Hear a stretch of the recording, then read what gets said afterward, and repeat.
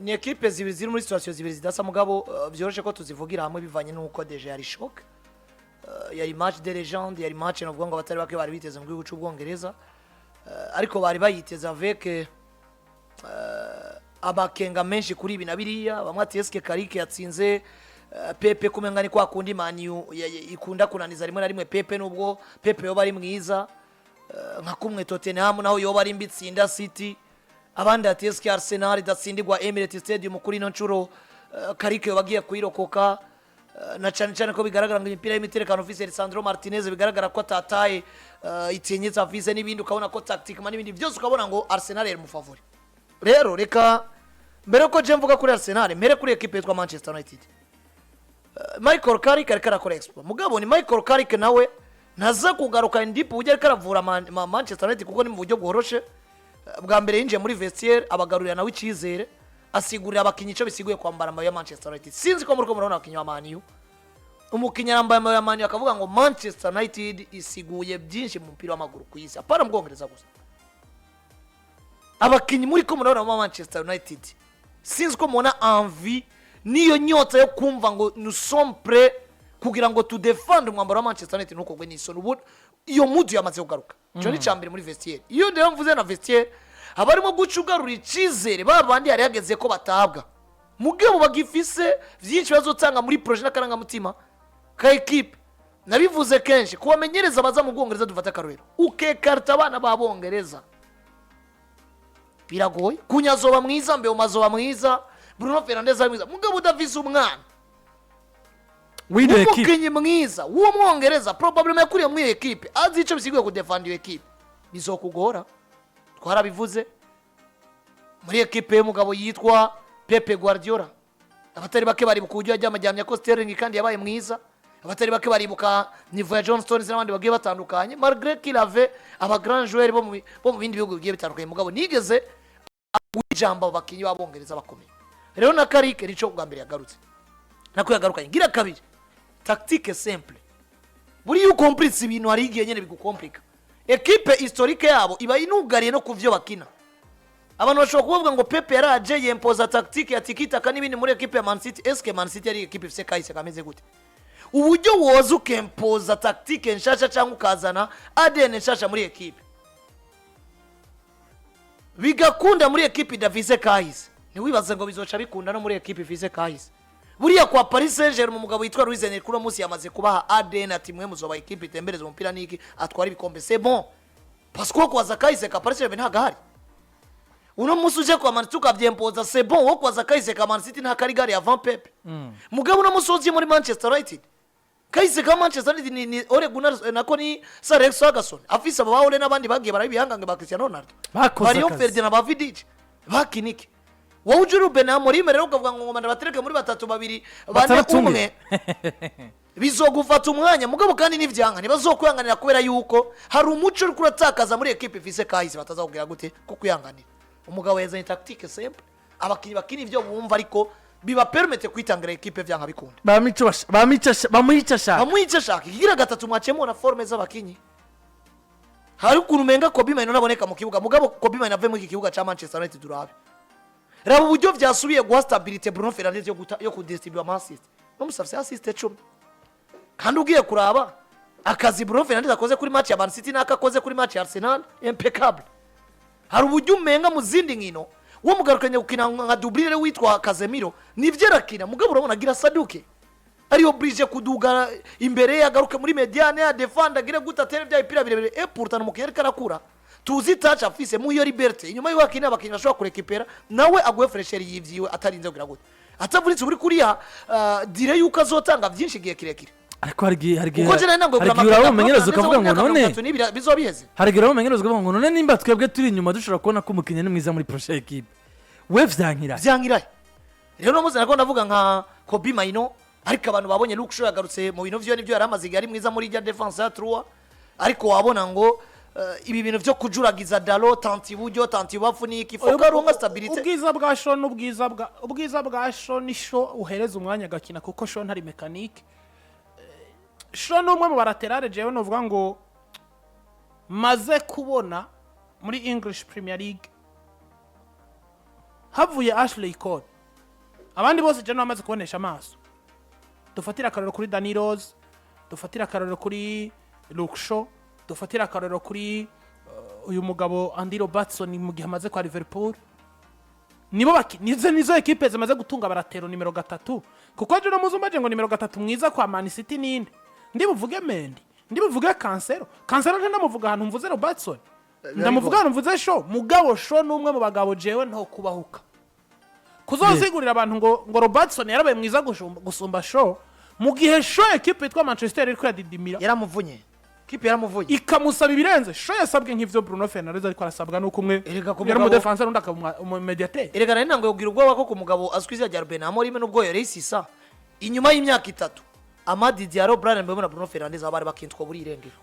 Amadi n'ubundi niyo yogumanye na Ruben Amorim ntiyopfa vaye mwe mukinyi kandi Amadi n'umwe mu bakinyi beza abantu bashobora kuba winga beza mu Bwongereza abantu bashobora kuba babona umenga ntatsinze nagize mugabo no munsi akazi karagabuye Amadi Diallo aragucenga Mbeumo muhe profite amakosa y'aba defenseur canke aburonsa bacenge ivyo tsinda biterekemo Bruno Fernandes display amapase Casemiro na Maino bafashe equipe ku defender no muri defense Magwaya bordone sinzi ko mabonye ukuntu hagarika umupira n'utuntu tw'icyo twinshi akaduza amaboko akabwira Amadi Diallo ati egera renda gwepara akabwira witwa Mateus Kunyati kiri umupira uko vyumva donc kabona ngo uno munsi na Brassare urayimukubita akamubwira ati dufise ari Magwaya qui mérite d'être capitaine w'ino equipe rero ni Manchester United muri rusangi ubwo buzimiri kurabamwo kumbure je canke jeje bizoba bigoye gukina nayo nubwo nanabonye ari ibinyamakuru bitanguye kwandika ati nubundi Manchester bariko baraba convaincu baracavise muri bo gahunda yo kuzorondera umenyereza mwiza saison yahera ariko peut-être byose bizovana na Michael Carrick ivyo atanze kumbure hano no kumuhiyo pressure bakamwereka ngo nimba utanga gukora vyiza rero ifo kubandanyiriza mwinzira kugira ngo ico cize tugire gute tugiguhereze nje kuri equipe ya Arsenal ari naho ndangiriza ndifasha amagabo y'umugabo yitwa Patrick Vieira yagarutse akavuga ngo no musi bigaragara nkaho mu rugendo rwo kurondera igikombe ya Arsenal ifite Declan Rice wenyene uravye amajambo ni equipe ya Arsenal ikirabura engagement ikirabura wa mutima wo gutiwa umu adversaire ku rugero canke yakene aramwe mu bakunzi ba Man City ukunda kuyaga ndetse benshi muri rusange bakambwira ngo Arsenal tuwe twarayihaye igikombe mugabiri kira kidusubiza simengeshanya kubwiza no bukomezi bwa equipe ya Arsenal ariko hari uburyo Arsenal uravye match ya Nottingham Forest ukaraba match ya Chelsea iriya match bananiwe gutsinda Chelsea ari 10 contre 11 ukaraba match ya Manchester United zari opportunity zuko kugeza muri kano kanya ndwi ya 2025 yogeza abantu bavuga ngo none 100% Arsenal twayaye igikombe nubwo nubu kubwanje kiri mu favori arashima ngo kwicabire nka 60 70 kwijana mugabo hariho faiblesse kanaka batanguye kwerekana ishobora gutuma twiyumvira ibindi bitandukanye n'ivyo abantu babona canke ishobora gutuma dushimangira ivyo abantu bariko bariyumvira Arsenal ivuna Bukayo Saka ubona ngo turamaze match 2-3 tutabona engagement ku rundi ruhande mugabo kandi na Saka hari hageze hasabwa ibirengeye mugabo tugasanga yararusha yaravunaguwe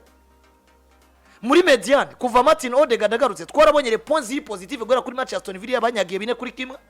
mugabo urabona ngo hari izindi nkino rero du créer des exploits individuels comme aba grand joueurs turiko turabona mu mugabo witwa Declan Rice wenyene gusumba abandi nivyo makudo Pierre baracyari ko barayaprofita kuva Gabriel Jesus n'abandi ariko urabona ngo hari urugero kuko nanabonye hariho imwe muri page ikomeye cyane y'abafana ba equipe ya Arsenal muri Senegal bavuga ngo umwanya c'est fini avec l'air de grâce maintenant c'est l'air de travail ti bintu vy'ubuntu witwa capitaine Martin Odegaard witwa naka vyaheze tugiye ku kazi utumva ko kwitangira ino equipe agatanga umutima niki avemo raison pour laquelle nabonye abantu batangura kuvuga ati il faut arrêter le débat Odegaard eze umwiza mu myimenyerezo nazakine il faut arrêter le débat ngo naka bimeze ukunuku ni naho nagomba ngarukeske nimba Gyökeres yari atango gato kasubira abandi mugabo bikagaragara ngo nubundi niwe agaragara ngo ushobora gutyo ba defenseur wa equipe adverse par rapport ya Jesus nabanza gume canke Jesus nimba ari mwiza nazi ni naho nagomba ngaruke mu minota 2 gusa tunarangiza aya makenga ya ba Patrick Vieira n'abandi est-ce que twotangura kwiyumvira Arsenal n'ubundi duhimukira mu bihe nk'ibi Arsenal ntirahemuka umupira w'amaguru ufise phase zitandukanye ugira ama parcours kuko jangu no munsi ariko ababivuga barahera ku buryo Arsenal yameze kuno muri buno jewe narabajije ikibazo narabuze umuntu akimpera inyishu ekipe yatwaye igikombe umunsi wa mbere yari yavyigiye kugitwara so kubera yari ifise nguvu gusumba izindi bariko barahigana jewe ekipe yitwa Arsenal sindayikura ku icizere uti gute c'était en 2021 niba ntibeshe umwaka Man City tsinda Liverpool phase retour igitangura journée ya 19 igacitwara Premier League dusumbije inota rimwe c'était en 2000 combien 21 gutyo niba nibuka neza Liverpool yatsinzwe rukino rumwe sezo yose niyo manota 3 yari itakaje iyatakaza imbere ya Manchester City itwagwa igikombe sivyo none nimba Arsenal ubwayo ariyo ekipe toze muri English Premier League yatwaye igikombe iri unbeaten idatsinzwe urukino na rumwe tuvuge ko uno munsi twatangura kuvuga ngo nimba yatsinzwe na Manchester United nive ku gikombe harimo ekare y'amanota 4 na ekipe yitwa Manchester City ahubwo ikibazo cyambere abantu tugira kandi mu Bwongereza nimba hari abantu bakunda umupira mu Bwongereza nabo Manchester City yatanguye kubagira nk'abafana ba Barcelona Real Madrid ndabivuge muri buno buryo donc Pep yaramaze kubereka kumengo Manchester City ni ekipe idatsindwa mu gihe uri mu bihe bibi vyemere mu gihe uri mu bihe vyiza reka ibikorwa bivuge hari uburyo ubona abafana ba Man City bariko batera pressure Arsenal n'amajambo akaba menshi ukamenga nibo bari imbere gusumba Arsenal ndiko ndaburi iyo self confidence iri kirabo self confidence uri kuyikura hehe muri ekipe nka Arsenal iri muri processes zo kurekipera bayobeza bari mu mvune nawe ubwawe utaraheza kwiyubaka tuzi n'inguvu Arsenal ifise uno munsi roje kuvuga ngo Arsenal yahemukiye abantu peut-être ko yahemukiye ababeti je nashobora kuvuga kamwe kuko abize igikombe kuri Arsenal nuno mwanya ndagira ndakubwire ngo iracari favor Arsenal ni capable kuba yovuga ngo imatches zisigaye zose harimo gwa Liverpool harimo gwa City harimo gwa Chelsea harimo za Tottenham harimo zande na zande Arsenal ni capable ubwo bushobozi bwo kuvuga ngo ntituzongera gutakaza amanota 3 tuzotsinda dukurakuranya kandi bigakunda nta muntu yabayetone kubera iki turaze effectif ya Arsenal turazi nicisho we n'ingufu abakinyi bayo bien sûr équipe Arsenal araburyo agira deceive abantu muri match ari gucreate kare ndende mugabo suko izo match baba deceive atari ko bari bashaka kuzitsinda nabo hari giye vyanka kuko ugiye kurana za Man City za Liverpool igeze atwara ibikombe hariho match babona ko batakaje batari bakwiye gutakaza mugabo nibatakaze iyo mudu barimo pendant 2 ou 3 4 5 match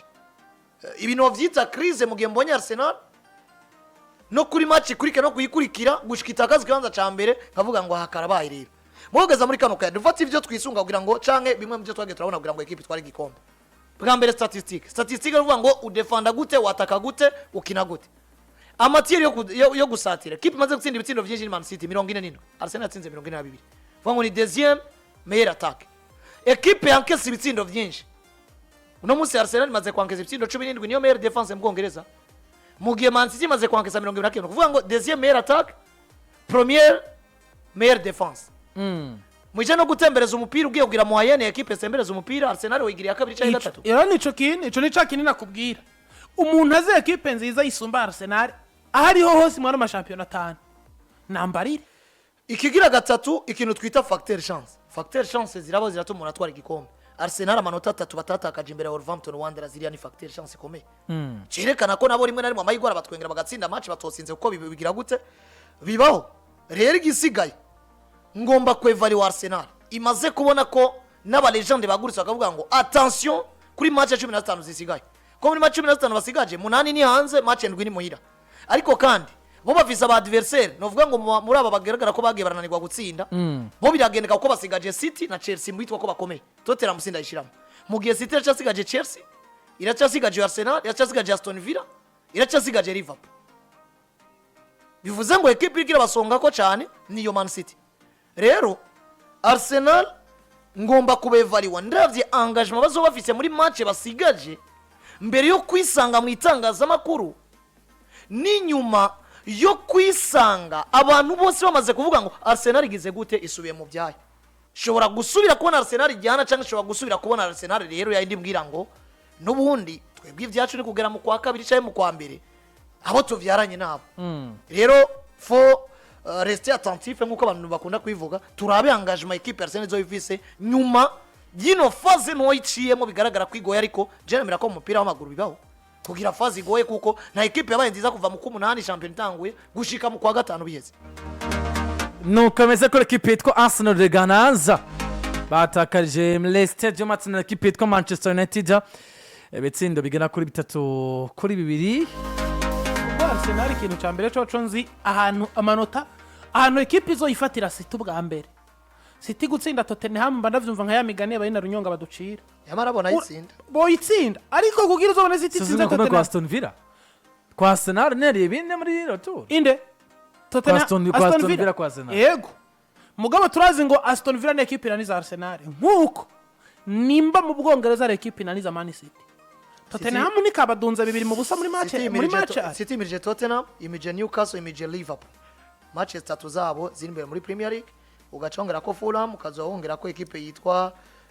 nako Newcastle bazokina muri Carabao Cup ariko nimbere n'inyuma yaho gato bazoca basubira bakine baje gukina na Fulham hama Leeds United Nottingham Forest West Ham